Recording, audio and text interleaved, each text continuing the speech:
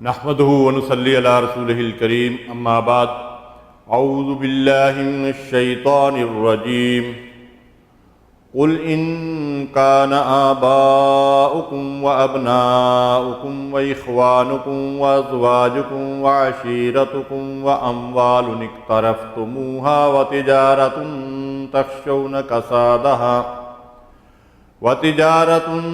تخشون كسادها ومساكن ترضونها أحب إليكم من الله ورسوله وجهاد في سبيله فتربصوا حتى يأتي الله بأمره والله لا يهدي القوم الفاسقين۔ کہو اے نبی کہ لوگو اگر تمہیں تمہارے آباء و اجداد، تمہارے بھائی بند، تمہاری بیویاں، تمہارے رشتہ دار اور تمہارے وہ مال جو تم نے محنت سے کمائے ہیں اور تمہاری وہ تجارتیں جن میں خسارے کا تمہیں خدشہ رہتا ہے اور تمہاری وہ حویلیاں یا تمہارے وہ مکانات جو تمہیں پسند ہیں، اگر یہ سارے علائق دنیاوی تمہیں اللہ اور اللہ کے رسول اور اس کی راہ میں جہاد سے زیادہ محبوب ہیں تو پھر اللہ کے فیصلے کا یعنی اللہ کے عذاب کا انتظار کرو کہ اللہ ایسے فاسقوں کو ہدایت نہیں دیتا۔ رب اشرح لی صدری ویسر لی امری واحلل عقدۃ من لسانی یفقہوا قولی سبحانک لا علم لنا الا ما علمتنا انک انت العلیم الحکیم۔ اللہم صلی علی محمد وعلی آل محمد کما صلیت علی ابراہیم وعلی آل ابراہیم انک حمید مجید۔ اللہم بارک علی محمد وعلی آل محمد کما بارکت علی ابراہیم وعلی آل ابراہیم انک حمید مجید۔ معزز اور محترم سامعین، آج کے درس قرآن کا موضوع ہے تعلق باللہ، یعنی اللہ کے ساتھ تعلق کی حقیقت کیا ہے اور ایک بندہ مومن کا اللہ تعالیٰ کے ساتھ تعلق کس نوعیت کا ہونا چاہیے، قرآن و سنت سے اس معاملے میں ہمیں کیا رہنمائی ملتی ہے، اور پھر قرآن و سنت کی روشنی میں ہم اپنے اللہ کے ساتھ تعلق کا بھی جائزہ لیتے چلیں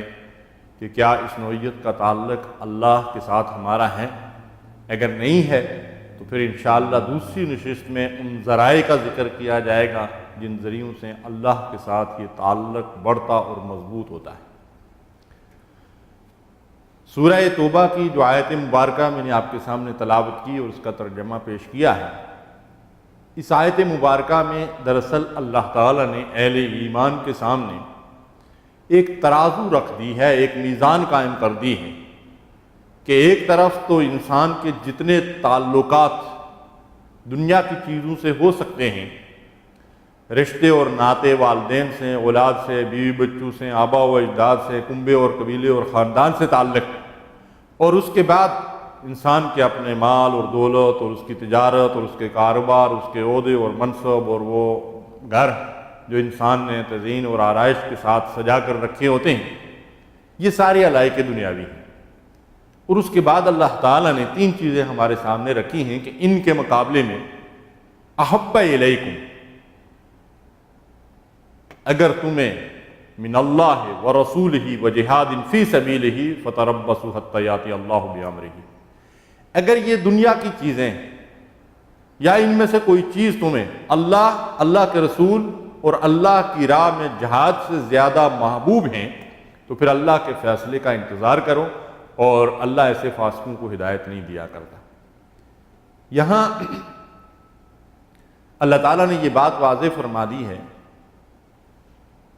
کہ ان دنیا کے جتنے بھی علائق ہیں، دنیا کے جتنے بھی تعلقات ہیں، دنیا کی کسی بھی چیز سے انسان کا جو تعلق ہو سکتا ہے وہ اللہ کی محبت کے تابع ہو اور اللہ کے تعلق کے تابع ہو۔ کسی بھی چیز سے ہم جو تعلق رکھیں وہ اس وجہ سے رکھیں کہ اس سے تعلق رکھنے کا اللہ نے حکم دیا ہے یا اس میں اللہ کی رضا ہے، اور ہر اس کام اور ہر اس چیز سے تعلق توڑ دیں جہاں اللہ تبارک و تعالیٰ تعلق رکھنا پسند نہیں کرتا اور اس نے اجازت نہیں دی ہے۔ مسئلہ یہ نہیں ہے کہ ان دنیا کی چیزوں سے انسان کا تعلق نہ ہو یا ان سے انسان محبت نہ کرے، اولاد کی والدین سے محبت، والدین کی اولاد سے محبت، مال و دولت سے محبت، گھر سے محبت، یہ تو انسان فطری امر ہے، انسان ضرور کرے گا۔ لیکن اللہ تعالیٰ کو ہم سے مطلوب کیا ہے؟ مطلوب یہ چیز ہے کہ دنیا کی کسی شے کی محبت اللہ اور اس کے رسول اور اللہ کے دین کی محبت پہ غالب نہ آئے۔ سب سے بڑھ کر اللہ محبوب ہو، اللہ کا دین محبوب ہو، اللہ کا رسول محبوب ہو، اور اس کے بعد باقی ساری چیزوں کی محبت جو ہے اس محبت کے تابع اور اس محبت کی اطاعت میں ہو۔ تو گویا کہ تعلق باللہ کی بنیاد کیا ہے؟ اللہ کی محبت۔ تعلق باللہ کی بنیاد اللہ کی محبت ہے۔ اللہ تعالیٰ قرآن مجید میں اسی بات کو یوں ارشاد فرماتے ہیں، والذین آمنوا اشد حبا للہ،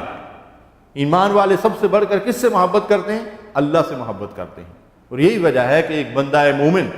اپنی محبوب سے محبوب چیز کو بھی اللہ کی رضا کی خاطر قربان کر ڈالتا ہے، مال دیتا ہے، وقت دیتا ہے، صلاحیتیں دیتا ہے، حتیٰ کہ اگر وقت آ جاتا ہے تو وہ اپنی جان بھی اللہ کے راستے میں قربان کر دیتا ہے، جس جان سے اسے سب سے زیادہ محبت ہوتی ہے۔ اسی حقیقت کو ایک موقع پہ حضرت عمر فاروق رضی اللہ تعالیٰ عنہ سے ایک سوال کے ذریعے سے ہمارے سامنے لایا گیا کہ حضرت عمر فاروق رضی اللہ تعالیٰ عنہ نے فرمایا رسول اللہ صلی اللہ علیہ وسلم سے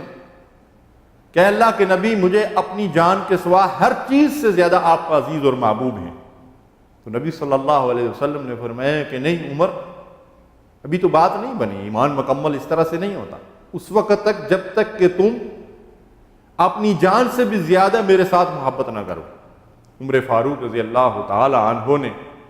فوراً بلا توقف یہ جواب دیا کہ یا رسول اللہ صلی اللہ علیہ وسلم، آپ مجھے اپنی جان سے بھی زیادہ عزیز ہیں۔ تو حضور نے فرمایا کہ اب ایمان کی تکمیل ہوئی۔ اسی حقیقت کو قرآن یوں بیان کرتا ہے، النبی اولا بالمؤمنین من انفسہم، اہل ایمان اپنی جانوں سے بڑھ کر اللہ کے نبی کو محبوب رکھتے ہیں۔ بات اللہ کی محبت کی ہو رہی ہے، اور یہاں نبی صلی اللہ علیہ وسلم کی محبت کا ذکر آیا تو اللہ کے نبی صلی اللہ علیہ وسلم نے ارشاد فرمایا کہ تم لوگ اللہ سے محبت کرو اس لیے کہ وہ تمہیں انواع و اقسام کی نعمتوں سے نوازتا ہے۔ اللہ کی محبت ایک فطری امر ہے۔ اللہ ہمارا خالق ہے، ہمارا مالک ہے، ہمارا پروردگار ہے، ہمارا رب ہے، ہمارا محسن ہے، ہمارا منعم ہے۔ اس نے بے حد و حساب نعمتیں، وَإِن تَعُدُّوا نِعْمَتَ اللَّهِ لَا تُحْصُوهَا، اگر تم اللہ کی نعمتوں کو شمار کرو تو گن نہیں سکتے۔ بے حد و حساب نعمتوں سے نوازا ہے۔ تو انسان کے اوپر اگر کسی کا احسان ہو تو پھر جس کسی کا احسان ہوتا ہے اس کے احسان کی انسان شکر گزاری کرتا ہے، اللہ یہ کہ وہ آدمی نمک حرام ہو تو وہ الگ بات ہے، لیکن جس کے احسانات ہوں اس کے احسان کے سامنے انسان جھک جاتا ہے اور اس کے احسانات کی شکر گزاری کرتا ہے، اس کی فرمانبرداری کرتا ہے، اس کی اطاعت کرتا ہے۔ تو جب اللہ کے بے حد و حساب احسانات ہیں بندے کے اوپر تو پھر بندہ اس رب کا مطیع و فرمانبردار کیسے نہ ہو اور اس سے محبت کرنے والا کیوں کرنا ہو؟ تو نبی صلی اللہ علیہ وسلم نے فرمایا کہ اللہ تمہیں انواع و اقسام کی نعمتوں سے نوازتا ہے، اس لیے تم اللہ سے محبت کرو، اور فرمایا اللہ سے محبت کی وجہ سے مجھ سے محبت کرو۔ ہم نبی صلی اللہ علیہ وسلم سے محبت اسی لیے تو کرتے ہیں کہ آپ محمد الرسول اللہ صلی اللہ علیہ وسلم، آپ اللہ کے رسول ہیں۔ اگر آپ اللہ کے رسول نہ ہوتے تو محمد بن عبداللہ کی حیثیت سے شاید ہمیں معلوم بھی نہ ہوتا کہ محمد بن عبداللہ مکے کے اندر کوئی شخصیت پیدا ہوئی تھی اور وہ یتیم تھے، ہم شاید ان کے نام سے بھی واقف نہ ہوتے۔ لیکن محمد بن عبداللہ جب محمد الرسول اللہ ہوئے صلی اللہ علیہ وسلم تو ہم ان سے اس لیے محبت کرتے ہیں کہ اللہ تعالیٰ کی محبت کی وجہ سے۔ تو یہی بات نبی صلی اللہ علیہ وسلم نے ارشاد فرمائی کہ اللہ سے محبت کرو کہ وہ تمہیں انواع و اقسام کی نعمتوں سے نوازتا ہے، اور مجھ سے محبت کرو اللہ کی محبت کی وجہ سے کہ میں اللہ کا رسول ہوں، اور فرمایا کہ میرے اہل و عیال سے محبت کرو میری محبت کی وجہ سے، یعنی رسول اللہ صلی اللہ علیہ وسلم کے اہل و عیال سے ہم محبت کریں رسول اللہ صلی اللہ علیہ وسلم کی محبت کی وجہ سے۔ تو اللہ تعالیٰ نے قرآن میں ارشاد فرمایا کہ النبی اولا بالمؤمنین من انفسہم، اہل ایمان نبی سے اپنی جانوں سے بھی زیادہ محبت کرتے ہیں، اپنی جانوں سے بھی زیادہ نبی صلی اللہ علیہ وسلم کو عزیز رکھتے ہیں۔ اسی بات کو حدیث میں یوں بیان کیا گیا کہ لا یؤمن احدکم حتی اکون احب الیہ من والدہ وولدہ والناس اجمعین، او کما قال صلی اللہ علیہ وسلم، فرمایا کہ تم میں سے کوئی ایمان والا ہو نہیں سکتا جب تک میں اسے، اس کے والدین، اس کی اولاد اور تمام انسانوں سے زیادہ محبوب نہ ہو جاؤں۔ اللہ کے نبی صلی اللہ علیہ وسلم نے فرمایا کہ اگر تم تمام انسانوں سے بڑھ کر مجھ سے محبت نہ کرو، حتیٰ کہ اپنی اولاد اور اپنے والدین سے بھی بڑھ کر اگر مجھ سے محبت نہ کرو تو تم ایمان والے نہیں ہو سکتے، تمہارا ایمان مکمل نہیں ہو سکتا، تم ایمان کے حقیقی درجے کو نہیں پا سکتے۔ تو عرض میں یہ کر رہا تھا کہ تعلق باللہ کی بنیاد کیا ہے؟ ایمان باللہ، اور ایمان باللہ کی روح جو ہے وہ محبت ہے۔ یعنی اللہ تبارک و تعالیٰ پر ہم ایمان رکھتے ہیں تو اسی ایمان کی وجہ سے اللہ تعالیٰ سے محبت کرتے ہیں، تو اس محبت کے ذریعے سے اللہ تعالیٰ سے ہمارا تعلق مضبوط ہوتا ہے اور پھر وہ قائم ہوتا ہے۔ اب یہ اللہ تعالیٰ سے جو محبت انسان کو کرنی چاہیے، ایک مسلمان کو ہونی چاہیے، یہ محبت اللہ تعالیٰ کی معرفت سے پیدا ہوتی ہے۔ جتنا ہمیں اللہ تعالیٰ کی ذات و صفات کا شعور اور ادراک ہوگا، اسی قدر ہم اللہ تعالیٰ سے محبت کریں گے، اور اگر اللہ تعالیٰ کو پہچانیں گے نہیں، اللہ کی معرفت حاصل نہیں ہوگی، اس کی صفات کا علم نہیں ہوگا، تو پھر ہم اللہ کی معرفت سے اگر جاہل رہیں گے، اس سے بے بہرہ رہیں گے، تو پھر اللہ کی محبت دلوں کے اندر پیدا نہیں ہوگی۔ اب اللہ تعالیٰ سے انسان کی جو محبت ہے، اس حوالے سے اگر ہم دیکھیں تو اس کی بہترین منظر کشی کی گئی ہے دعائے قنوت کے اندر۔ رات کو ایک بندہ مومن جو آخری نماز ادا کرتا ہے، وتر کی نماز، اور اس میں وہ دعائے قنوت پڑھتا ہے، اس میں اللہ تعالیٰ کے ساتھ اپنے تعلق اور اپنی محبت کا اظہار کس طریقے سے کرتا ہے۔ دعائے قنوت کا ترجمہ میں آپ کی خدمت میں پیش کرتا ہوں۔ آپ میں سے ہر بھائی کو یقیناً دعائے قنوت یاد ہے اور وہ وتر کی نماز میں پڑھتے ہوں گے۔ ہم اللہ تعالیٰ سے یہ عرض کرتے ہیں کہ اے اللہ، ہم صرف تجھ سے مدد مانگتے ہیں، یعنی کوئی مشکل ہو، کوئی مصیبت ہو، کوئی پریشانی ہو، کوئی ضرورت ہو، تو جیسے کہ ہم نماز کے اندر پڑھتے ہیں ایاک نعبد و ایاک نستعین، صرف تیری عبادت کرتے ہیں اور صرف تجھ ہی سے مدد اور استعانت چاہتے ہیں۔ تو دعائے قنوت کے اندر بھی ہم اللہ سے اپنے تعلق کو یوں بیان کرتے ہیں کہ اے اللہ، ہم اپنی ہر ضرورت کے لیے صرف تجھ سے مدد مانگتے ہیں اور تجھ ہی سے رہنمائی طلب کرتے ہیں، تجھ سے معافی چاہتے ہیں اور تجھ پر ایمان لاتے ہیں، تیرے ہی اوپر بھروسہ رکھتے ہیں اور سب اچھی تعریفیں تیرے ہی لیے مخصوص کرتے ہیں۔ ہم تیرے شکر گزار ہیں اور تیری ناشکری نہیں کرتے۔ میں نے آپ سے عرض کیا نا کہ اللہ تبارک و تعالیٰ محسن ہے، منعم ہے، وہ ہمارا رب ہے، پروردگار ہے، بے حد و حساب نعمتوں سے اس نے نوازا ہے، اس نے بہترین تخلیق کی ہے، ہمیں انسان بنایا ہے اور اسلام کی نعمت سے نوازا ہے۔ تو پھر ہم اللہ کی شکر گزاری کریں، اس کی ناشکری نہ کریں، اس کی کفران نعمت نہ کریں، اور پھر اس کے بعد ہم اللہ سے عرض کرتے ہیں کہ ہم اس شخص کو چھوڑ دیں گے اور اس سے قطع تعلق کر لیں گے جو تیری نافرمانی کرنے والا ہے۔ یعنی ایک بندہ مومن کے تعلقات اللہ کے باغیوں اور نافرمانوں سے اور سرکشوں سے نہیں ہو سکتے، یعنی ان سے وہ دلی محبت نہیں کرے گا، ان کے گروہ کے اندر شامل نہیں ہوگا، ان کے ساتھ ہر وقت کا اٹھنا بیٹھنا اور تعلقات نہیں ہو سکتے، یعنی کہ دنیاوی معاملات میں ان سے قطع تعلق کر دے گا، ان سے سلام دعا ختم کر دے گا، نہیں، لیکن ان سے قلبی لگاؤ اور محبت نہیں ہو سکتا۔ قلبی لگاؤ ایک مومن کا کن لوگوں سے ہوگا؟ اللہ کے مطیع و فرمان بردار متقین سے، محسنین سے، نیکوکاروں سے ہوگا۔ اس کے بعد ہم اللہ سے عرض کرتے ہیں اے اللہ، ہم صرف تیری ہی عبادت کرتے ہیں، تیرے ہی لیے نماز پڑھتے ہیں اور تجھ ہی کو سجدہ کرتے ہیں، اور ہماری ساری دوڑ دھوپ تیری طرف ہے، ہم تیری رحمت کے امیدوار ہیں اور تیرے عذاب سے ڈرتے ہیں، یقیناً کافروں کو تیرا سخت عذاب پہنچنے والا ہے۔ یہ ہے دعائے قنوت کا ترجمہ، جس سے یہ بات سمجھ میں آتی ہے کہ ایک مومن کا اللہ تعالیٰ کے ساتھ تعلق کس نوعیت کا ہونا چاہیے۔ ہمیں اپنی زندگیوں میں اس بات کا جائزہ لینا چاہیے کہ دعائے قنوت کے اندر جو سونے سے پہلے اگر ہم وتر کی نماز ادا کرتے ہیں تو اللہ تعالیٰ سے جو عہد و پیمان کرتے ہیں کہ اے ہمارے رب، ہماری ساری سعی و جہد اور دوڑ دھوپ تیرے لیے ہے، ہم تیرے لیے نماز پڑھتے ہیں، تجھے سجدہ کرتے ہیں، تجھ پر ایمان لاتے ہیں اور تیرے سوا کسی اور کی عبادت نہیں کرتے، تیرے سوا کسی اور سے مدد نہیں مانگتے، تو کیا عملی زندگی میں ہم جن چیزوں کے اوپر عمل کر رہے ہیں؟ اگر عمل کریں گے تو تبھی اللہ سے تعلق مضبوط ہوگا، ورنہ یہ ساری باتیں زبانی ہوں گی، ساری زندگی وتر کی نماز بھی پڑھتے رہیں گے، دعائے قنوت بھی پڑھتے رہیں گے، لیکن عملی زندگی میں اللہ سے تعلق مضبوط اور قائم نہیں ہوگا۔ اب تعلق باللہ کی یہ اصل حقیقت ہے جو ہمارے سامنے آتی ہے جس کے بارے میں علماء فرماتے ہیں کہ تمام تعلقات اور زندگی بھر کے تمام معاملات تعلق باللہ کے تابع ہونے چاہیے. یعنی ہم کسی چیز سے بھی تعلق رکھیں، جیسا میں نے آپ سے عرض کیا، اولاد اور والدین کا باہمی تعلق ہو، پڑوسیوں اور رشتہ داروں کا تعلق ہو، ملازمت اور کاروبار اور تجارت اور نوکری سے تعلق ہو انسان کا، اور کسی بھی چیز سے اس کا تعلق ہو تو وہ تعلق اللہ کے تعلق کے تابع ہو.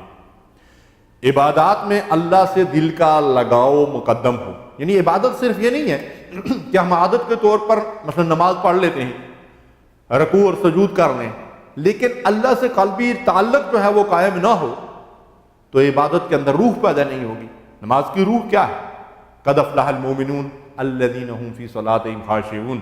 فلاح پا گئے وہ مومن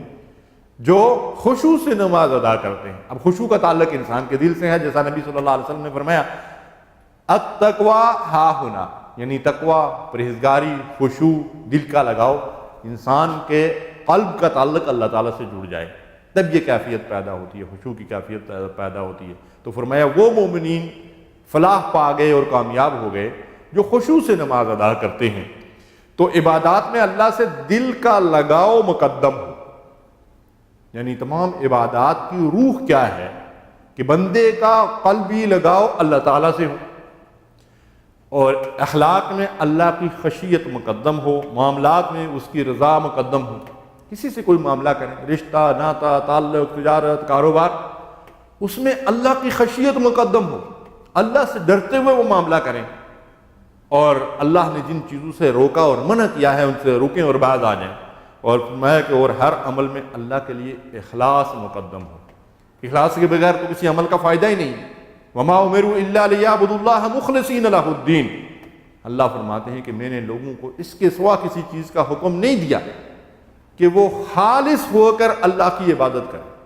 دین کو اس کے لیے خالص کر لیں. کوئی ریا، کوئی جو ہے وہ شہرت، کوئی ناموری، کوئی دوسری چیز مقصد نہ ہو عبادت کے اندر. مقصد صرف اور صرف یہ ہو کہ میرا رب مجھ سے راضی اور خوش ہو جائے، اور اس عبادت کے ذریعے سے مجھے میرا رب مل جائے، اس کا قرب حاصل ہو جائے، اس سے میرا تعلق مضبوط ہو جائے، میرے گناہوں کی بخشش کا ذریعہ یہ عبادت بن جائے، اور میرا رب مجھ سے راضی ہو جائے، جس کے نتیجے میں مجھے جنت کی سدا بار نعمتوں کا وارث بنا دے. یہ ہے عبادت کی اصل روح. اگر یہ روح نہیں ہے تو پھر اس عبادت میں پھر اٹھک بیٹھک اور ظاہری چیزیں باقی رہ جائیں گی، اور اس کا مقصد جو ہے وہ حاصل نہیں ہوگا. تو اس تمام ساری گفتگو کا جو حاصل ہے وہ کیا ہے کہ ہماری ساری زندگی کی درستی کا دارمدار کس چیز کے اوپر ہے کہ ہماری دوڑ دھوپ اور سید جوت جو ہے وہ اللہ کی رضا کے لیے ہو، اور اللہ کی رضا دوسری تمام چیزوں کے اوپر مقدم ہو. یعنی زندگی میں ہم کوئی معاملہ کریں، کسی سے کوئی چیز بھی کریں، کوئی فیصلہ کریں تو اللہ کی رضا مقدم ہو. اس کام میں ہم دیکھیں کہ میرا رب اس سے راضی ہوتا ہے یا ناراض ہوتا ہے. اگر رب ناراض ہوتا ہے تو جتنا فائدہ ہو اس سے دستبردار ہو جائیں، جتنا نقصان ہو اس کو بھی جو ہے وہ برداشت کرنے کے لیے تیار ہو جائیں، اور رب کی رضا کے کام کو جو ہے وہ ترجیح دیں. اب ہم اپنی عملی زندگیوں کے اندر دیکھیں، تعلق باللہ کی بات ہو رہی نا، اللہ سے تعلق، بڑے بڑے دعوے ہیں، لیکن ہم اگر اپنے معاشرے میں دیکھیں، خود اپنے آپ کو دیکھیں، تو جب ہم کسی دو رائے کے اوپر کھڑے ہوتے ہیں، ایک طرف اللہ اور اس کے رسول کا مطالبہ ہوتا ہے زندگی کے کسی معاملے میں، اور دوسری طرف معاشرے کا، بیوی بچوں کا، والدین کا، اور رسوم اور معاشرے کی رسومات کا، تو پھر ہم کس چیز کو ترجیح دیتے ہیں؟ پھر اکثر و بیشتر لوگ جو ہے خواہشات نفس اور معاشرے کے رسومات اور رواج جو ہیں ان کو ترجیح دیتے ہیں، اللہ کی رضا کو مقدم نہیں رکھتے. بلکہ بہت سارے حاجی نمازی جو ہیں وہ بھی اللہ کی رضا کو مقدم نہیں رکھتے. کہتے کیا کریں جی، انہیں لوگوں کے اندر رہنا ہے نا، ناراض ہو جاتے ہیں، ایسے ہو جاتا ہے، ویسے ہو جاتا ہے. یہ نہیں دیکھتے کہ اللہ کی رضا کیا ہے. اگر اللہ ناراض ہو جائے گا تو میں کدھر جاؤں گا؟ توحید تو یہ ہے کہ خدا حشر میں کہہ دے یہ بندہ دو عالم سے خفا میرے لیے ہے. ایک بندہ مومن کو اس بات کی فکر ہونی چاہیے کہ اس کا رب اس سے راضی ہو. اگر اس کا رب اس سے ناراض ہو گیا اور ساری دنیا راضی ہے تو وہ خسارے اور گھاٹے میں ہے. لیکن اگر اس نے اپنے رب کی رضا کے لیے سیدنا ابراہیم علیہ السلام کی طرح گھر والوں کو بھی ناراض کر دیا، والدین بھی ناراض ہیں، حکمران بھی ناراض ہیں، اہل وطن سارے ناراض ہیں، گھر سے نکال دیا، آگ کے اندر ڈال دیا، تو کسی چیز کی پرواہ نہیں، اس لیے کہ اللہ کی رضا مطلوب ہے. تو یہ ہے تعلق باللہ کہ ہر کام میں صرف اور صرف اللہ کی رضا مطلوب ہو. ایک قرآن مجید میں ایک آیت مبارکہ سورہ انعام میں جس میں اللہ تعالیٰ نے اس تعلق باللہ کا ذکر کیا ہے، قل، یہاں بھی جو آیت مبارکہ سورہ توبہ کی میں نے آپ کے سامنے آغاز میں تلاوت کی، یہاں بھی آپ دیکھیے، وہاں بھی اللہ نے اپنے رسول کو حکم دیا کہ قل اے نبی آپ ان لوگوں سے کہہ دیجیے، یہاں بھی اللہ فرماتے ہیں قل اے نبی ان لوگوں کو بتا دیجیے، کیا بتا دیجیے، ان صلاتی و نسکی و محیای و مماتی للہ رب العالمین، کہ لوگوں یہ کہو کہ میری نماز، میری قربانی، میری زندگی، میری موت، سب کچھ اللہ رب العالمین کے لیے ہے۔ یعنی میں نمازیں کس لیے پڑھتا ہوں کہ میرا رب مجھ سے راضی اور خوش ہو جائے، میں سجدے کس لیے کرتا ہوں، میں قربانیاں کس لیے کرتا ہوں، میں عبادات کیوں کرتا ہوں، رب کی رضا مطلوب ہے، کوئی دوسرا مقصد نہیں ہے۔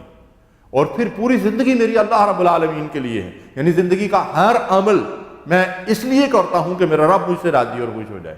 حتیٰ کہ میری موت بھی اللہ کی رضا کے لیے ہے۔ موت اللہ کی رضا کے لیے تو تب ہوگی نا کہ جب انسان ساری زندگی اللہ کی اطاعت و فرمانبرداری میں گزارے گا، وَلَا تَمُوتُنَّ إِلَّا وَأَنْتُمْ مُسْلِمُونَ، مرتے دم تک اسلام پر قائم رہو۔ جب ہم مرتے دم تک اللہ کی اطاعت پر قائم رہیں گے تب ہمیں اللہ کے راستے میں، اللہ کی اطاعت میں موت آئے گی۔ تو یہ آیت مبارکہ ہے جس کے ذریعے سے ہمیں یہ بتایا گیا کہ ہم اپنی پوری زندگی کا جائزہ لیں کہ زندگی کا ہر عمل اللہ کی رضا کے لیے ہو۔ جب یہ کیفیت ہو تو جیسے سیدنا ابراہیم علیہ السلام نے جب مشرکین کے سامنے اس بات کا اظہار کیا تھا کہ میں تمہارے شرک سے بری و ذمہ ہوں، وہ قوم جو بتوں کی پوجا کرتی تھی، جو سورج دیوتا کی پوجا کرتے تھے، سیدنا ابراہیم علیہ السلام نے ایک ایک چیز کے اوپر نظر ڈالی۔ بتوں کو تو انہوں نے ہاتھ سے توڑ دیا اور آسمان کی طرف دیکھا، سورج، چاند، ستارے، ہر چیز، اور پھر اس قوم سے یہ کہا کہ جس چیز کو بھی تم پوجتے ہو میں ہر نوع کے شرک سے بری و ذمہ ہوں۔ اور اس کے بعد ان کے سامنے اس بات کا اعتراف کیا کہ انی وجہت وجہی للذی فطر السماوات والارض حنیفا وما انا من المشرکین، میں نے پوری یکسوئی کے ساتھ اپنا رخ اس ذات کی طرف کر دیا ہے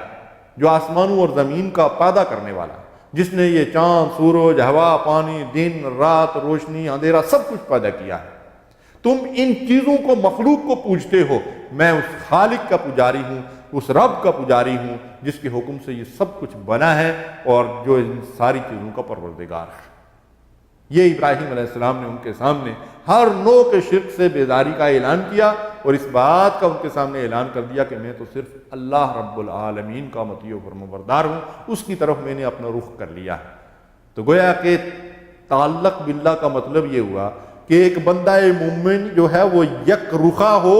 وہ اپنے آپ کو اللہ کی طرف موڑ لے۔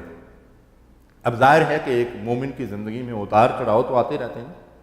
کبھی بیماری، کبھی مصیبت، کبھی پریشانی، کبھی اچھے حالات، کبھی خراب حالات، کبھی عہدہ اور منصب، کبھی اس سے معزولی، کبھی جیل، کبھی کچھ مختلف قسم کے حالات انسان کے اوپر آتے ہیں۔ لیکن جیسے تیسے بھی حالات آئیں، جیسی بھی آزمائشیں آئیں، جیسی بھی مصیبتیں اور پریشانیاں آئیں، آج ایک حدیث مبارکہ کا میں نے مطالعہ کیا جس میں اللہ کے نبی صلی اللہ علیہ وسلم فرماتے ہیں کہ اللہ جب اپنے کسی بندے سے محبت کرتا ہے تو اس کو آزمائش میں ڈال دیتا ہے، کسی بیماری میں، کسی مشکل میں، کسی مصیبت میں، کسی نقصان میں، اور کبھی نوکری نہ ملے، کبھی اور کوئی پریشانی۔ لیکن ہم پر جب ایسی کوئی مشکل آتی ہے تو ہم تو چیختے چلاتے اور رب سے فریادیں کرتے ہیں، لیکن اللہ کے رسول یہ بات ارشاد فرماتے ہیں کہ اللہ جس بندے سے محبت کرتا ہے اس کو آزمائش میں ڈالتا ہے۔ اب دیکھیے اللہ تعالیٰ نے انبیاء علیہ السلام کو سب سے زیادہ آزمایا، تو اللہ کے سب سے محبوب بندے کون تھے؟ انبیاء علیہ السلام تھے، اور نبی صلی اللہ علیہ وسلم فرماتے ہیں کہ اللہ سب سے زیادہ انبیاء علیہ السلام کو جو ہے وہ ابتلاء اور آزمائش میں ڈالتا ہے، اور اس کے بعد جو بندے سب سے زیادہ انبیاء کے طریقے کے قریب ہوتے ہیں ان کو اتنی ہی آزمائش میں اللہ ڈالتا ہے۔ جو نبی کے طریقے کے قریب ہی نہیں جائے گا، اللہ نے دنیا میں اس کے لیے اس کی ڈور کھلی چھوڑ دی ہے، جہاں چاہے دنیا کے مزے لوٹے، خواہشات نفس کے پیچھے دوڑے، اس کے لیے تو صرف دنیا ہی دنیا ہے۔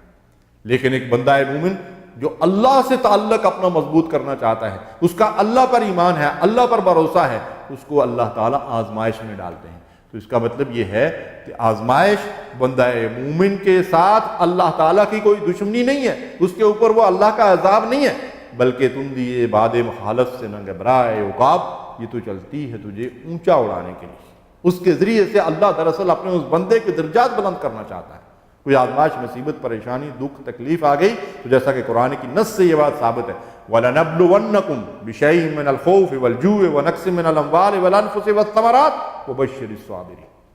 اللہ ارشاد فرماتے ہیں میں ضرور تمہاری آزمائش کروں گا۔ کس چیز کے ذریعے سے؟ کسی قدر خوف کے ذریعے سے، بھوک کے ذریعے سے، اور قحط کے ذریعے سے۔ فرمایا مال اور تجارت اور کھیتیوں کے نقصان کے ذریعے سے۔ اور پھر اللہ تعالیٰ ارشاد فرماتے ہیں وَبَشِّرِ الصَّابِرِينَ، جب ان آزمائشوں میں بندوں کو ڈالتا ہوں تو جو صبر کرنے والے ہیں ان کے لیے بشارت ہے۔ الَّذِينَ إِذَا أَصَابَتْهُم مُّصِیبَۃٌ، جب ان کے اوپر کوئی مصیبت آتی ہے، کسی نوعیت کی بھی مصیبت ہو، قَالُوا إِنَّا لِلَّهِ وَإِنَّا إِلَيْهِ رَاجِعُونَ، اللہ سے تعلق کی بات ہو رہی ہے نا، تو وہ بندے یہ کہتے ہیں کہ جو کچھ ہمارے ہاتھوں سے نکل گیا، نقصان ہو گیا، کسی کی موت واقع ہو گئی،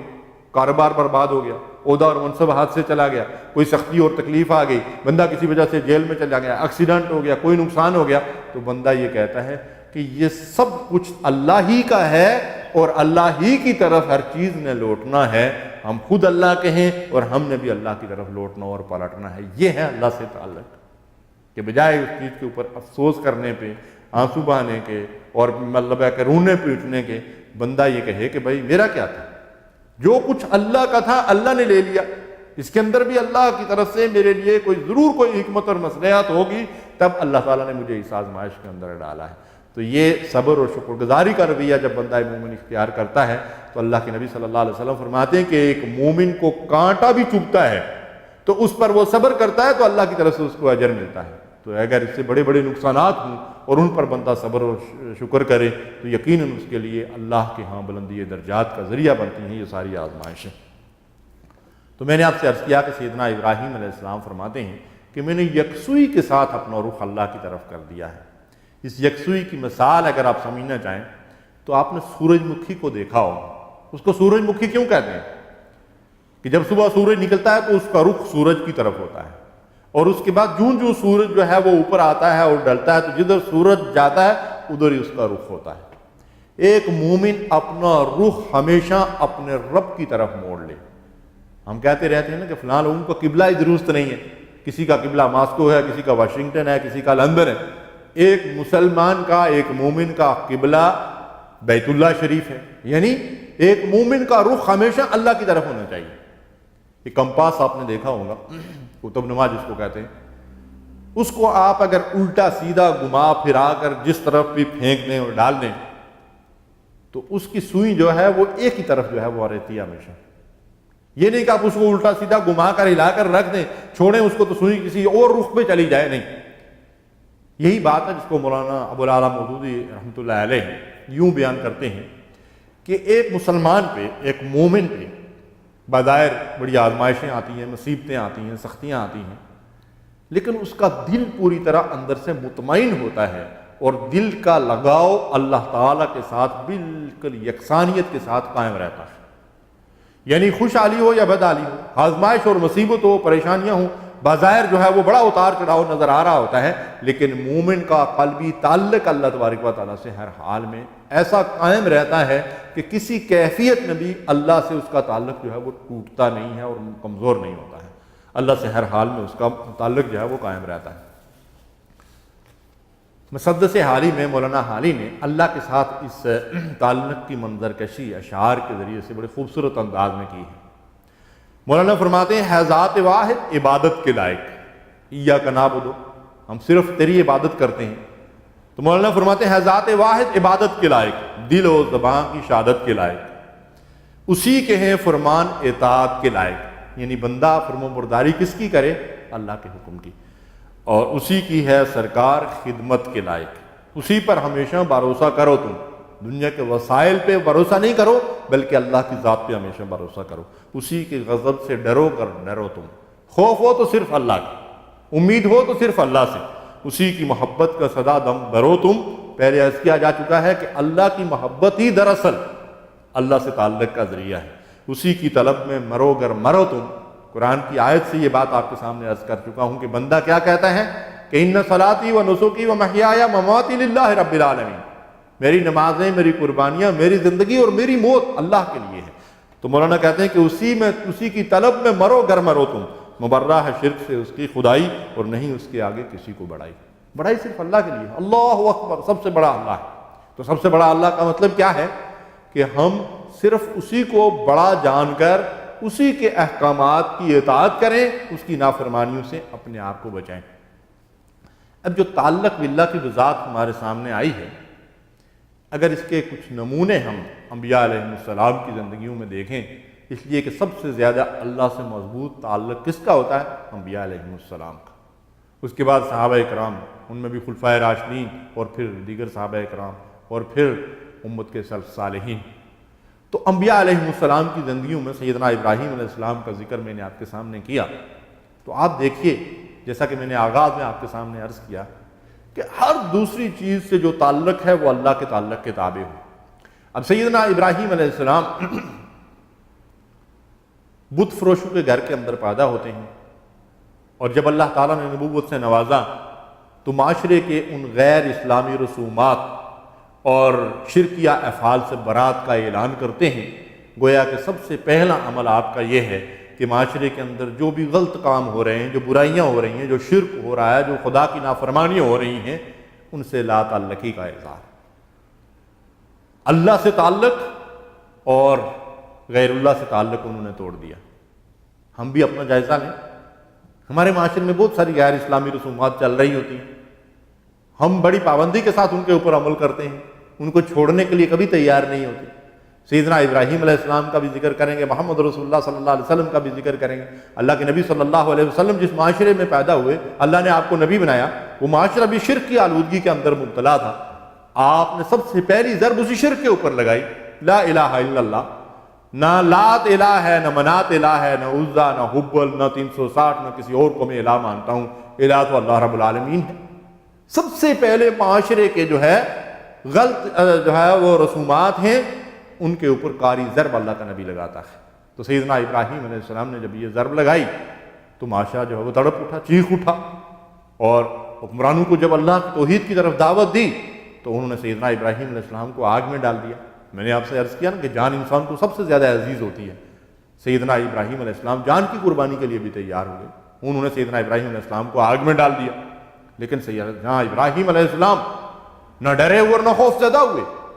اللہ تعالیٰ کے حکم سے آگ جو ہے وہ ٹھنڈی ہو گئی۔ قلنا یا نار کونی بردم وسلام علی ابراہیم، ابراہیم کے لیے سلامتی بن گئی آگ۔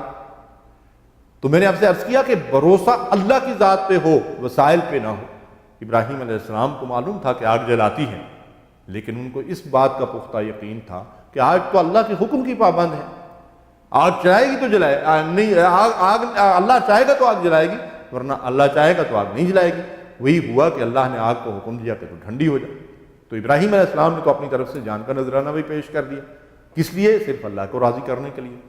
اور پھر اس کے بعد جب وطن کی سرزمین آپ کے لیے تنگ کر دی گئی تو سیدنا ابراہیم علیہ السلام وطن اور گھر بار اور والدین ساری محبتوں کو اللہ کی محبت پہ قربان کر کے وہاں سے نکل جاتے ہیں، عراق کی سرزمین سے، پھر شام اور فلسطین سے ہوتے ہوئے حجاز کی طرف آتے ہیں۔ بڑھاپے میں اللہ سے دعا کرتے ہیں، رب ہب لی من الصالحین، اے اللہ مجھے صالح اولاد عطا فرما۔ اللہ نے اسماعیل علیہ السلام سے نوازا، لیکن اللہ تعالیٰ نے پھر ایک آزمائش کے اندر ڈال دیا۔ میں نے آپ سے عرض کیا نا کہ سب سے زیادہ آزمائشیں تو انبیاء علیہ السلام پہ آتی ہیں، اور وہ آزمائش کیا تھی کہ معصوم بچے اور بیوی کو حکم دیا کہ اس بیابان جنگل میں چھوڑ دو جہاں آج بیت اللہ شریف آباد ہے۔ اس وقت تو بیت اللہ نہیں تھا، اس وقت تو کوئی انسانی آبادی نہیں تھی، اس وقت تو وہاں کھانے پینے کی کوئی چیز نہیں تھی، پانی بھی دستیاب نہیں تھا۔ اللہ کے بھروسے پہ اس معصوم بچے اور بیوی کو وہاں چھوڑ کر چلے جاتے ہیں۔ بیوی نے پوچھا تھا کہ کس کے حکم سے ایسا کر رہے ہیں، تو انہوں نے کہا تھا کہ اللہ کے حکم سے۔ تو پھر اس نے اللہ پہ بھروسہ کرتے ہوئے فرمایا تھا کہ اذ اللہ یضیعنا، اگر ایسا ہے تو اللہ ہمیں ضائع نہیں کرے گا۔ دیکھیے یہ ہے اللہ پہ توکل اور بھروسہ، وہ اللہ کی بندی۔ دیکھیے یہ بھی وسوسے تو دل اور دماغ کے اندر آتے ہوئے ہوں گے کہ یہاں پہ کوئی آبادی نہیں ہے، کوئی انسان نہیں ہے، جنگل ہے، بیابان ہے، شیر آ سکتا ہے، کوئی جنگلی درندہ آ سکتا ہے، جانور آ سکتا ہے، کوئی ڈاکو اور چور ہمیں مار، لیکن کسی چیز کی پرواہ نہیں۔ جب اللہ نے آپ کو یہ حکم دیا ہے تو اللہ ہمیں ضائع نہیں کرے گا۔ اللہ تعالیٰ نے ان کی ایسی حفاظت فرمائی کہ ان کے ایک ایک نقش وہ قیامت تک کے لیے جو ہے وہ قائم کر دیا۔ پانی کی تلاش میں سیدنا ہاجرہ رضی اللہ تعالی عنہا نے جو 7 چکر صفا اور مروہ کے درمیان لگائے۔ وہ صفا اور مروہ جو آج ہمیں نظر آتی ہے، یہ صفا اور مروہ نہیں تھی، وہ تو پہاڑ تھی اور نیچے نالا تھا، اور صفا سے ہوتی ہوئی جب وہ نالے کے اندر جو آ گئی تو وہ بچہ نظر نہیں آ رہا تھا، اس لیے دوڑتی ہوئی وہاں سے گزری اور پھر مروہ کی پہاڑی کے اوپر پہنچی تو پیچھے مڑ کر بچے کی طرف دیکھتی ہیں۔ وہاں اس اللہ کی بندی نے پانی کی تلاش میں جو ہے وہ 7 چکر لگائے۔ اللہ تبارک و تعالیٰ نے ان کے قدموں کو قیامت تک کے لیے محفوظ کر دیا کہ اے حاجی، اگر تو وہاں جا کر میری اس بندی کی طرح 7 چکر نہیں لگائے گا، میں تیرے حج کو قبول نہیں کروں گا۔ یہ ہے شرف قبولیت۔ یہ شرف قبولیت کس کو حاصل ہوتا ہے؟ جس کا تعلق اللہ کے ساتھ جڑ جائے اور وہ دنیا کے ہر تعلق کو اللہ کے تعلق کے تابع بنا دے، اور ہر چیز کی محبت کو اللہ کی محبت کے تابع کر دے، اور کسی بھی قربانی سے اللہ تبارک و تعالیٰ جب قربانی اس سے مانگے تو وہ قربانی سے دریغ نہ کرے۔ سیدنا ابراہیم علیہ السلام کی آزمائشیں تو ابھی پوری نہیں ہوئی، پھر وہی بچہ جب بڑھاپے کا سہارا بننے کے قابل ہوتا ہے، اس کے ساتھ مل کر سیدنا ابراہیم علیہ السلام نے جو بیت اللہ کی تعمیر کی اور جو مرکز رشد و ہدایت قیامت تک انسانوں کے لیے ہدایت کا ذریعہ بن گیا، لیکن اللہ تعالیٰ نے ان کے بڑھاپے کا سہارا، پھر اللہ نے حکم دیا کہ اس کو میرے راستے میں قربان کر دو۔ سیدنا ابراہیم علیہ السلام نے اس کے گلے کے اوپر بھی چھری رکھ لی، تب اللہ تبارک و تعالیٰ نے فرمایا ان ھذا لھو البلاء المبین، یہ بڑی بلا تھی، بڑی آزمائش تھی، لیکن اللہ تعالیٰ نے اس آزمائش میں سیدنا ابراہیم علیہ السلام کو کامیاب کیا، اور سیدنا ابراہیم علیہ السلام اس آزمائش میں بھی پورے اترے۔ تب اللہ تبارک و تعالیٰ نے فرمایا کہ انی جاعلک للناس اماما، ابراہیم اب ہم تمہیں دنیا جہان والوں کا امام بنا دیں۔ تو یہ ہے تعلق باللہ کہ بندہ ہر محبت کو اور ہر تعلق کو اللہ کی محبت اور اللہ کے تعلق کے تابع بنا دے۔ اسی کیفیت کو ہم رسول اللہ صلی اللہ علیہ وسلم کی حیات مبارکہ میں دیکھتے ہیں کہ اللہ کے نبی صلی اللہ علیہ وسلم کا اللہ کے ساتھ یہ تعلق کس نوعیت کا ہے۔ آپ رات کو تہجد کی نماز کے لیے کھڑے ہوتے ہیں تو اپنے رب سے یوں جو ہے وہ اللہ کے سے عرض کرتے ہیں اللہم لک اسلمت، اے میرے اللہ میں تیرے ہی حکم کا مطیع فرمان ہوں، وبک آمنت، اور تجھ پر ایمان لاتا ہوں، وعلیک توکلت، میرا بھروسہ صرف تیری ذات پہ ہے، وإلیک انبت، اور میں تیری طرف رجوع کرتا ہوں، وبک خاصمت، اور تیری ہی خاطر میں لڑا، وإلیک حاکمت، اور میں نے اپنا مقدمہ تیرے ہی حضور پیش کیا۔ اللہ کے ساتھ رسول اللہ صلی اللہ علیہ وسلم کا یہ تعلق ہے۔ اسی تعلق کا ایک مظہر وہ واقعہ بھی ہے کہ جب رسول اللہ صلی اللہ علیہ وسلم کو طائف والوں نے ستایا، پتھر ان کے اوپر مارے، جسم لہو لہان کر دیا، اس موقع پہ رسول اللہ صلی اللہ علیہ وسلم اپنے رب سے کیسے فریاد کرتے ہیں؟ اللہ سے فرماتے ہیں اللہم الیک اشکو فقوتی، اے میرے اللہ، اے میرے رب، میں اپنی بے بسی اور بے چارگی، وقلت حیلتی و ہوانی، اور لوگوں کی نگاہ میں بے قدری کا شکوہ صرف تجھ سے کرتا ہوں، صرف اللہ سے، لوگوں سے کوئی شکوہ شکایت نہیں۔ ان لم یکن علی غضبک فلا ابالی، پھر اللہ تبارک و تعالیٰ سے مخاطب ہو کر فرماتے ہیں اگر تو مجھ سے خفا نہیں ہے تو مجھے کسی مصیبت کی کوئی پرواہ نہیں۔ اے میرے رب، اگر تو مجھ سے راضی ہے اس حال میں کہ میرا جسم لہو لہان ہے تو میں بھی اسی پہ راضی اور خوش ہوں۔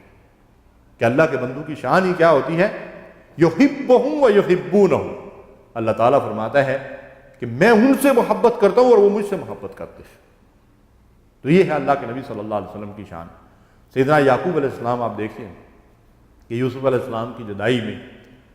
کس طریقے سے جو ہے وہ تڑپ رہے ہیں، لیکن اپنی فریاد اللہ سے یوں کرتے ہیں انما اشکو بثی وحزنی الی اللہ، میں اپنی پریشانیوں اور رنج و غم کی فریاد صرف اللہ تعالیٰ سے کرتا ہوں۔ تو اللہ سے تعلق کی کیفیت یہ ہونی چاہیے کہ بندہ ہر مشکل میں، ہر مصیبت میں، ہر پریشانی میں، ہر دکھ اور تکلیف میں صرف اللہ کی طرف رجوع کرے، صرف اللہ سے فریاد کرے اور اللہ ہی پر بھروسہ رکھے اور اللہ ہی سے امید رکھے۔ یہ اللہ سے جو تعلق کی نوعیت ہے، اس کو ایک حدیث مبارکہ میں یوں بیان کیا گیا ہے کہ نبی صلی اللہ علیہ وسلم نے ارشاد فرمایا من احب للہ وابغض للہ وآطى للہ ومنع للہ فقد استکمل الایمان۔ 4 چیزیں اللہ کے نبی صلی اللہ علیہ وسلم نے بیان فرمائی ہیں کہ جس نے اللہ کے لیے محبت کی اور اللہ کے لیے دشمنی کی، اللہ ہی کے لیے دیا اور اللہ ہی کے لیے روکا، اس نے اپنے ایمان کو مکمل کر لیا۔ اور میں نے آپ سے عرض کیا نا کہ اللہ سے تعلق کی بنیادی بندے کا ایمان ہے۔ تو اللہ کے نبی صلی اللہ علیہ وسلم نے فرمایا کہ یہ 4 چیزیں، دوستی اور دشمنی بھی اللہ کے لیے ہو اور دینا اور روکنا بھی اللہ کے لیے ہو۔ اچھا، یہ حدیث ہم سن بھی لیتے ہیں، پڑھ بھی لیتے ہیں، پڑھا بھی لیتے ہیں، سنا بھی لیتے ہیں، لیکن اس پہ عمل کتنا کر رہے ہیں؟ اور اس پہ عمل کی کیفیت کیا ہے؟ دیکھیے کہ دوستی اور دشمنی صرف اللہ کے لیے ہو۔ کیسے؟ حضرت علی رضی اللہ تعالیٰ عنہ کا ایک واقعہ ملتا ہے کہ ایک جنگ میں آپ نے ایک دشمن کو نیچے گرا دیا، اس کی چھاتی پہ بیٹھے ہوئے اس کو قتل کرنے کے لیے تلوار ہاتھ میں لی، اس نے آپ کے اوپر تھوک دیا۔ جب اس نے آپ کے اوپر تھوک دیا تو آپ نے اس کو چھوڑ دیا۔ اب دیکھیے یہ بڑی حیرت کی بات ہے کہ جب دشمن کو آپ نے نیچے لٹایا ہوا قتل کرنے کے لیے، وہ آپ کے اوپر تھوک دے تو غصے کی حالت میں آپ کو جو ہے نا اس کے 2 ٹکڑے کرنے کے بجائے 4 ٹکڑے کرنے چاہیے، ہم تو یہی کہیں گے۔ لیکن حضرت علی رضی اللہ تعالیٰ عنہ اس دشمن کو چھوڑ ہی دیتے ہیں۔ بڑی عجیب بات ہے۔ وہ پوچھتا ہے کہ یہ کیا معاملہ ہے؟ تو حضرت علی رضی اللہ تعالیٰ عنہ نے فرمایا کہ دراصل میں نے تجھے نیچے لٹایا تھا قتل کرنے کے لیے صرف اور صرف اپنے رب کی رضا کے لیے، اور کوئی مقصد نہیں تھا۔ تیرے ساتھ میری کوئی ذاتی دشمنی نہیں ہے، تو اللہ کے دین کا دشمن ہے، تو اللہ اور اللہ کے رسول کا دشمن ہے، میں اس لیے تجھے قتل کر رہا تھا۔ جب تو نے میرے اوپر تھوک دیا تو اس کے اندر میری نفسانیت بھی شامل ہو گئی، میرا غصہ بھی شامل ہو گیا، اب اس لیے میں نے تجھے چھوڑ دیا کہ اب اگر میں تجھے قتل کرتا تو خالص اللہ کی رضا کے لیے نہ ہوتا۔ اللہ اکبر۔ دیکھیں دوستی اور دشمنی اللہ کے لیے، کہ اس سے دشمنی صرف اللہ کے لیے ہے۔ اب اگر اس کو معاف کر دیا یا اس کو چھوڑ دیا تو صرف اس لیے کہ اس کے اندر میرا ذاتی مطلب یہ ہے کہ ذاتیات اس کے اندر شامل ہو گئی، میرا غصہ اس کے اندر شامل ہو گیا۔ تو دوستی اور دشمنی اللہ کے لیے۔ 3 صحابہ اکرام غزوہ احد میں، غزوہ تبوک کے موقع پر پیچھے رہ گئے تھے، لیکن یہ مخلص لوگ تھے جو منافقین تھے، انہوں نے تو واپسی پر رسول اللہ صلی اللہ علیہ وسلم کے سامنے اپنے عذرات پیش کیے، بہانے بنائے، جھوٹ بولا، لیکن ان 3 لوگوں نے سچی بات کہہ دی رسول اللہ صلی اللہ علیہ وسلم کے سامنے کہ ہمارا کوئی جو ہے وہ عذر نہیں ہے، ہم صرف دنیا کی کسی محبت کی وجہ سے آپ کے ساتھ نہیں جا سکے، اپنے قصور کا اور اپنے جرم کا اعتراف کر لیا۔ نبی صلی اللہ علیہ وسلم نے فرمایا کہ جاؤ تمہارا معاملہ اللہ کے حوالے ہے۔ ایک طویل عرصے تک، 1 مہینے سے بھی زیادہ عرصہ گزر گیا، ان لوگوں کی توبہ کی قبولیت جو ہے اللہ کے ہاں نہیں ہوئی۔ تو اللہ کے نبی صلی اللہ علیہ وسلم نے صحابہ کرام کو اس بات کا حکم دیا کہ ان تینوں لوگوں سے قطع تعلق کر لیں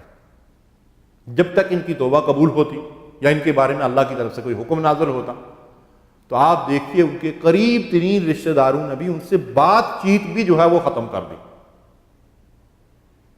اور حتیٰ کہ ان کی بیویوں کو ان سے الگ کر دیا گیا۔ طلاق نہیں دلوائی گئی، بیویوں سے الگ کر دیا گیا، تو بیویاں ان سے الگ ہو گئی۔ یہ ہے اللہ کی رضا کی خاطر کسی سے دوستی اور دشمنی اور کسی سے تعلق رکھنا اور تعلق توڑنا۔ ایک مثال ایسی نہیں ملتی کہ کسی نے کہیں چوری چھپے ان میں سے کسی کے ساتھ بات کی ہو، بلکہ ان میں سے کسی نے کوشش کی اپنے کسی قریبی رشتہ دار کے ساتھ۔ حضرت کعب رضی اللہ تعالیٰ عنہ نے اپنا پورا وہ واقعہ تفصیل کے ساتھ بیان کیا ہے۔ اپنے قریبی رشتہ دار کے ساتھ وہ بات کرنا چاہتے ہیں، وہ ان کی بات کا جواب نہیں دیتے،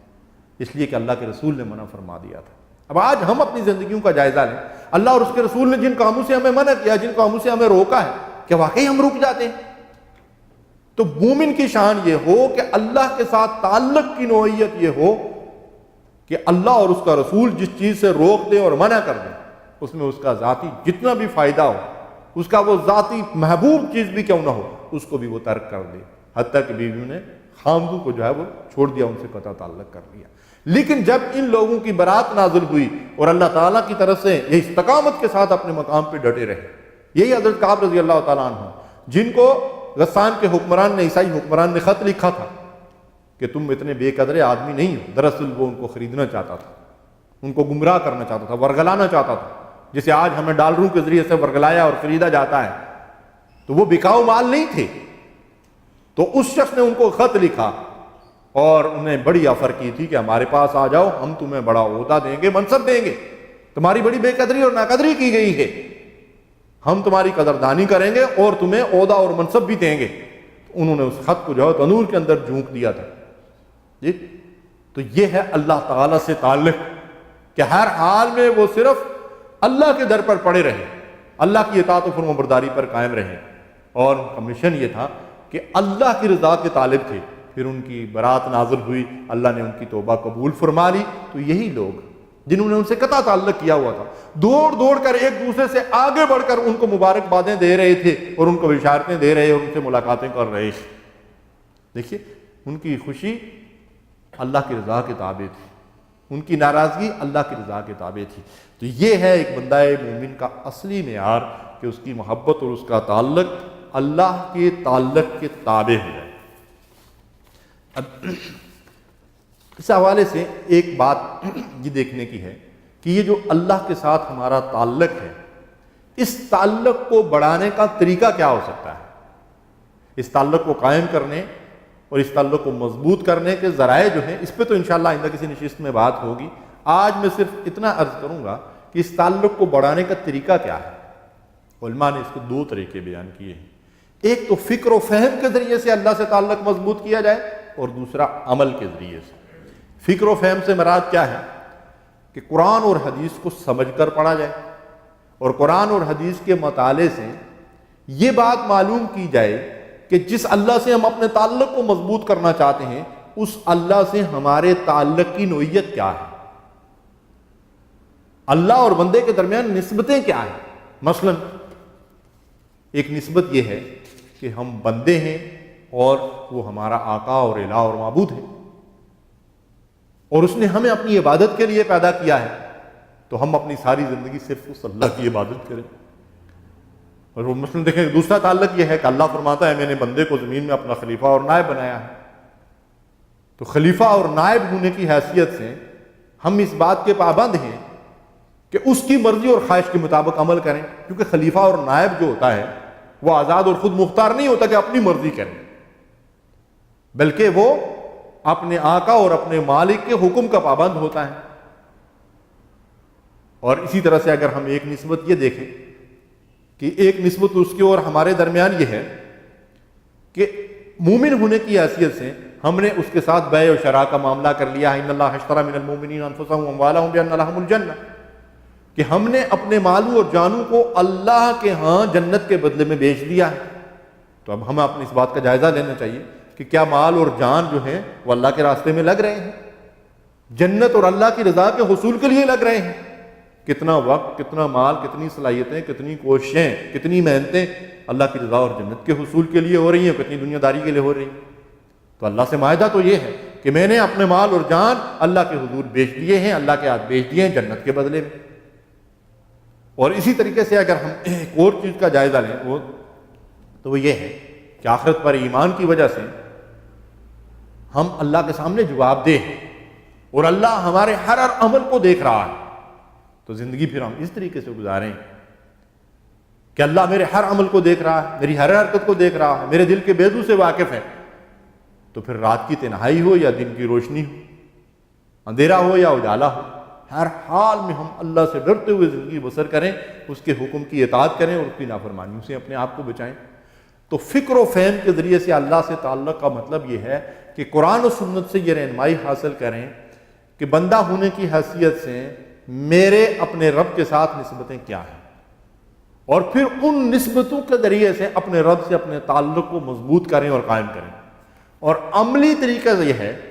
کہ ہم احکام الہی کی مخلصانہ اطاعت اور ہر اس کام میں جان لڑا کر دوڑ دھوپ کرنے کی کوشش کریں جو کام اللہ کی رضا والا ہو، اللہ کو پسند ہو،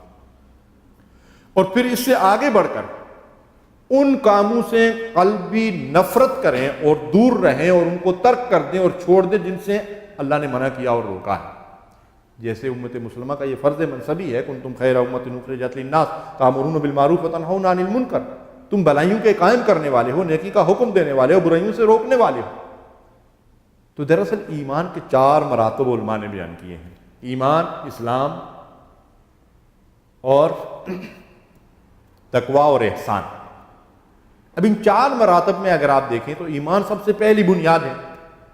اللہ کو مان کر، اس پر ایمان لا کر، اس کے رسولوں پر ایمان لا کر، اس کی کتابوں پر ایمان لا کر، آخرت پر ایمان لا کر، تقدیر پر ایمان لا کر آدمی مومن ہوتا ہے، زبان سے اس کا اقرار کرتا ہے اور کہتا کہ دل سے اس کی تصدیق کر رہا۔ اب اس کے بعد اسلام یعنی عملاً اطاعت، جس اللہ کو رب مانا ہے اس کی بندگی اور غلامی کرنا، جس رسول کا ایمان کا دعویٰ کیا ہے اس رسول کی فرمانبرداری کرنا، اس کا اتباع اور اس کی اطاعت کرنا، جس آخرت پر ایمان کا دعویٰ کیا ہے عملی زندگی میں اللہ سے ڈرتے ہوئے یوں زندگی بسر کرنا کہ میں نے اپنے ہر عمل کی اللہ کے سامنے جواب دہی کرنی ہے۔ یہ اسلام ہے، اللہ کی اطاعت و فرمانبرداری۔ اور اس کے بعد تیسرا درجہ ہے تقویٰ، تقویٰ کیا ہے؟ کہ اللہ کی منع کی ہوئی چیزوں سے انسان دستبردار ہو جائے، اللہ کے حکم کی اطاعت کرے، ہر حال میں اللہ سے ڈرتے ہوئے زندگی بسر کرے، تو اس سے اس کے اندر جو ہے وہ تقویٰ پیدا ہوگا، خوف خدا پیدا ہوگا، وہ پرہیزگار اور متقی بن جائے گا۔ اب یہ متقی اور پرہیزگار تو بن گیا، اس کے اندر تقویٰ اور خوف خدا تو پیدا ہو گیا، لیکن جو چوتھی منزل احسان کی ہے وہ کیا ہے؟ کہ یہ مومن جو اللہ کے حکم کا مطیع و فرمانبردار ہے، اللہ سے ڈرتے ہوئے زندگی بسر کر رہا ہے، نیکیوں کو اختیار کرتا ہے، برائیوں سے دور رہتا ہے، اب یہ جس چیز کو بلائی اور خیر اور نیکی سمجھتا ہے اس کو عملاً قائم کرنے کے لیے جدوجہد کرے، اور جس چیز کو یہ شر کہتا ہے، خدا کی نافرمانی کہتا ہے، خدا سے بغاوت اور سرکشی سمجھ رہا ہے، اس کو مٹانے کے لیے جدوجہد کرے۔